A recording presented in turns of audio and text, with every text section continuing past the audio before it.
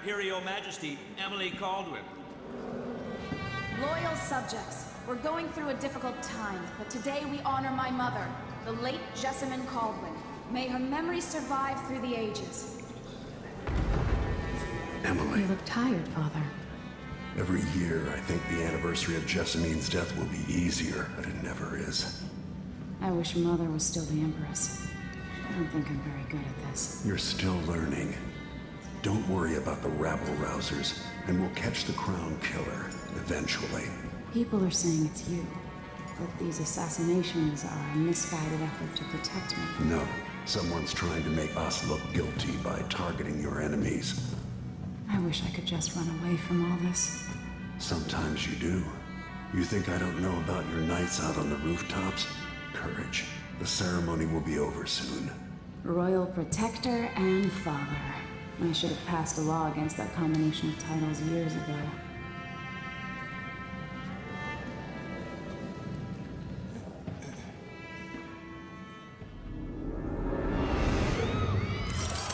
When an otherworldly usurper seizes the throne, the fate of the Empire is left hanging in the balance. Dishonored 2 offers you the choice of playing as Empress Emily Caldwin or the Royal Protector, Corvo Attano. Emily and Corvo are both fully voiced this time, with their own perspectives and emotional responses to the events transpiring around them. Whoever you choose to play, you've got to flee Dunwall, your home, and travel to Karnaca in order to unravel the threads of a conspiracy and take back what's yours. I've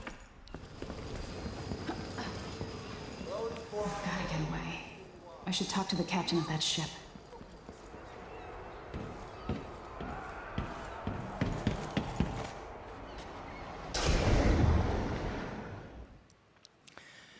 Dishonored is known for unscripted, simulation-driven missions where no two players ever have the same experience.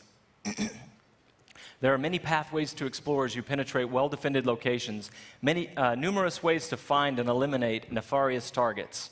In crafting the missions for Dishonored 2, we've put a much greater emphasis on big, interesting themes, either from a gameplay or fictional standpoint, making each mission a wildly unique place to explore. I'll explain a little bit more about that. Today we're going to show you the Dust District, an industrial ruin ravaged by terrible storms that hit at random intervals. In the Dust District, a militant religious faction called the Overseers is at war with the Howler Gang. The leaders of both factions are trying to take each other down. You can side with the Overseers or the Howlers or neither. There are many ways to complete the mission. She'll tell you more.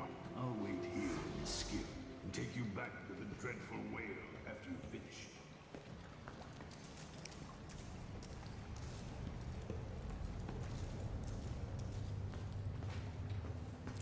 Everything you see here is rendered in the Void engine, designed to create atmospheric and exploration-rich spaces.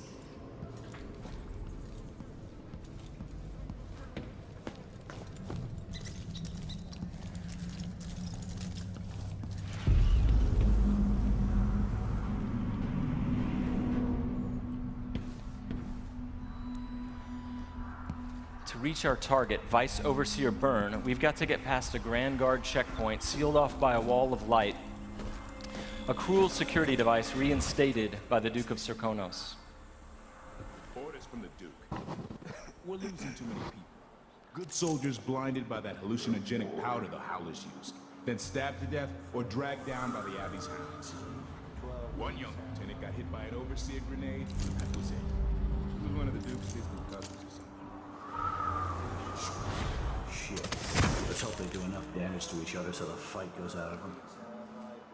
That won't happen until someone manages to kill either Paulo or Vice Overseer. We've made much greater use of vertical space for Dishonored 2, encouraging players to explore the rooftops above the streets. Dust out of my ears.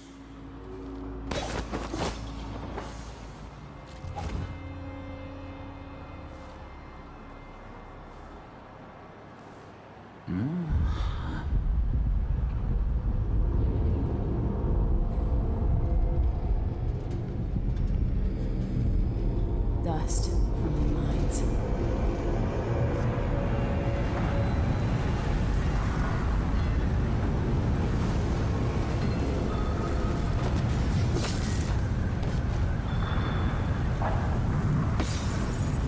storm alters visibility for the AI and for the player. A random storm hits and Emily comments on it. Many of the security devices in Dishonored 2 are powered by wind, a unique feature of Karnaca. So here we're switching off the windmill to get through the wall of light. There'll be a lot going on in this next fight. Drop attack, guards climbing and vaulting, combat choke, and Emily using far reach to pull an explosive whale oil tank toward her from a distance.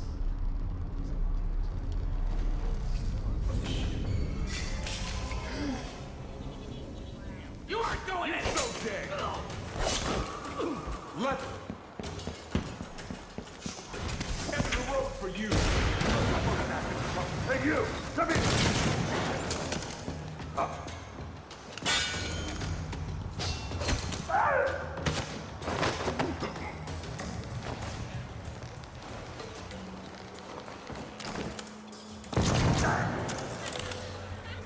All right, let's jump forward closer to our target, Vice Overseer Byrne. The Overseers are fighting the Howler Gang for the hearts and minds of the people of Karnaca. What happens here will influence Karnaca's future and the endgames. The Vice Overseer hasn't shared his plans with me. He's upstairs now, so I assume we'll learn something before long. Here we're going to use Emily's Mesmerize power to lull a group of Overseers into a stupor, evading combat altogether. Mesmerized, they won't notice Emily or even remember that she was here. There you are. I feel so empty right now.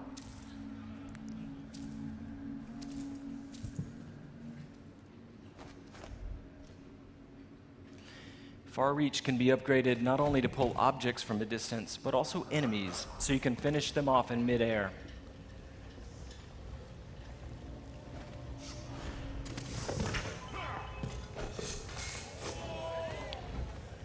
This time, all of Emily's powers, which are new, and all of Corvo's can be fully upgraded using entirely new skill trees, giving you the ability to customize more deeply.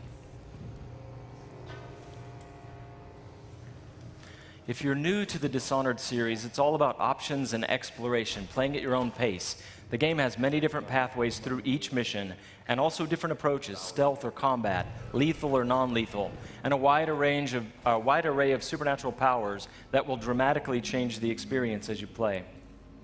We're very close to Vice Overseer Byrne's office now.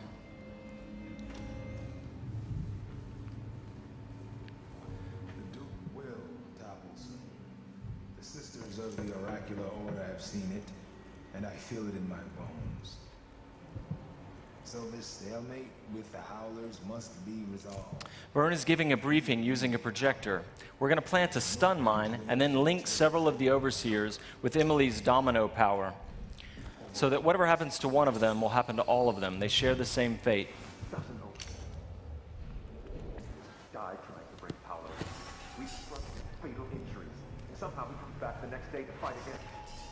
Whatever witchcraft we had. Switching off the projector will attract Vice Overseer Byrne's attention, and when the mine affects one Overseer, it will affect all of them.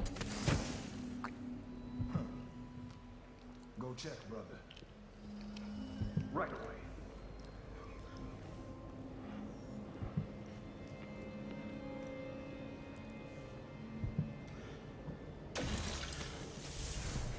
There are many creative ways to use Domino.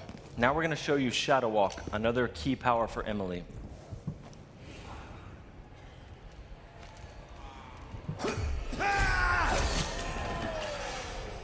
Shadow Walk is useful for stealth and combat. You saw it in the announced trailer that we made for the game, and you can fully use it in the game. Like all the powers, it can be upgraded in a variety of ways. With Vice Overseer Byrne out of the picture, the leader of the Howlers will owe Emily a favor, and that's just one way to complete the Dust District mission. Before closing today, we want to demonstrate another signature environment from a mission called A Crack in the Slab. It's another example of the missions in Dishonored 2 and how they're built around big, interesting themes. This mission takes place in a ruined manor that's been sealed for several years. At the start, the outsider appears and explains that reality was warped inside this place after an occult event. Your supernatural powers won't work inside the manor, and even time behaves strangely, allowing you to travel back and forth between the ruined present and the past when the manor was lavish and refined.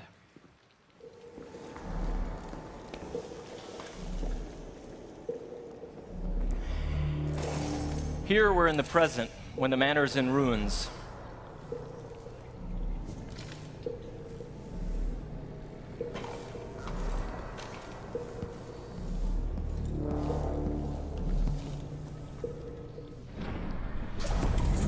Now we've moved backwards, years into the past, when the manor was still inhabited and guarded.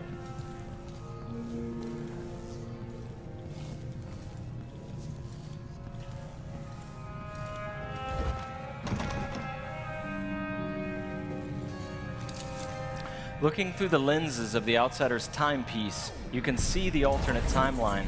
This is useful for solving puzzles, as you've seen, but it can also be used to avoid or take down enemies. You can watch enemies in the alternate timeline and then step through to execute your plans.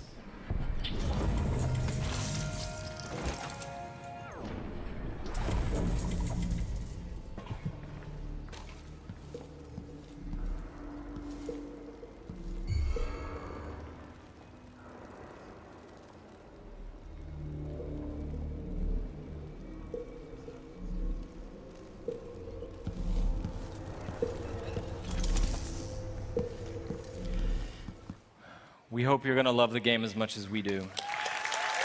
Thank you. Thank you.